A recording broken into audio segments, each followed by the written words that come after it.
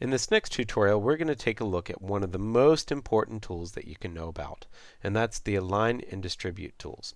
Now, I'm going to turn off my snapping, so I'm going to click on Snap to Pixels and click off Snap to Grid and click off Snap to Guides, just so I can not see that. Maybe it'd be actually good to click off Show Grid.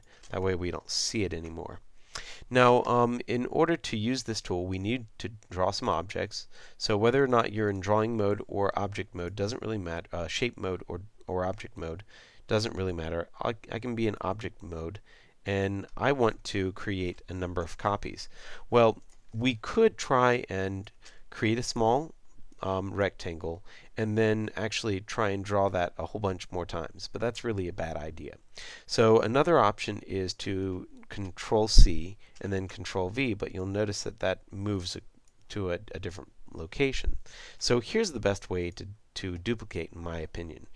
Press down the Alt key and click on your object and drag, and as you drag, it actually duplicates it, and you'll see that you can stay pretty well aligned with that object as you drag it. Now, don't worry about how close or far your objects are, but let's draw like 5 of them out and make them kind of randomly set apart from each other. And you can kind of make them up and down just a little bit because it doesn't really matter.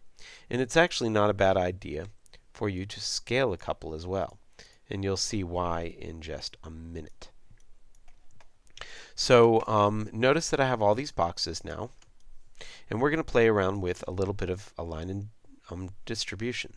So select all of them with your black arrow. Just click and drag around all of them, or at least touching all of them. As long as your black arrow touches them, they'll all select. And you'll see with Align we have a lot of different choices. The best choice for us right now is probably to do something like align to the top or to align to the bottom. And what that does is that aligns all the bottoms, of course, of those objects. We can also align to the center, which is kind of nice. Now, distribution is a little bit different, and what distribution does is distributes things based upon their widths or space. So I can distribute these items based upon their widths, but you can see they look kind of awkward right now. So this is a really nice feature. It's actually distributing the space in between them so that they're even. And you'll notice that now when I click on that, this is for the vertical space between them, or the horizontal space, I guess, between them. And they've been nicely distributed across that so that the space between them is even. And that's really, really helpful. Now, you can also do this, of course, vertically as well, where it will distribute that space, and we can align things to the left. So pretty easy to do. Now, we have another thing that's kind of cool, and if you look at this, we have the ability to choose the stage. And if I use stage and then use the spacing, what happens is it aligns all the different objects to the stage, which is really, really cool. Now, what if I wanted to make sure that these objects are not actually touching the stage? Well, here's something that's really cool. I'm going to move these just slightly off the stage, move that in just a little bit, and on that edge, I'm going to create just a simple line on both edges, and it's snapping right to them.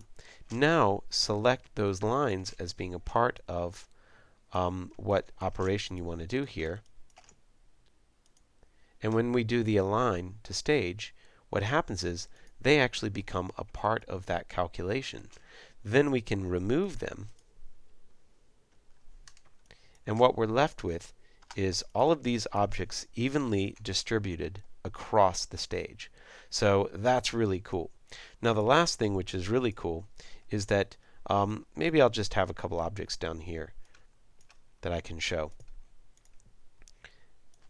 We can also match things on size. If I have 3 objects selected, I can match things to the same widths, or to the same heights, or to the same everything. Right now the problem is I have stage selected, so it's doing some funky stuff. But here's the same widths, here's the same heights. Of course, if I undo it, I can just do same size, and now all of these objects are the same size, and they do use the size of the largest object. So play around a little bit, save your work, and go on.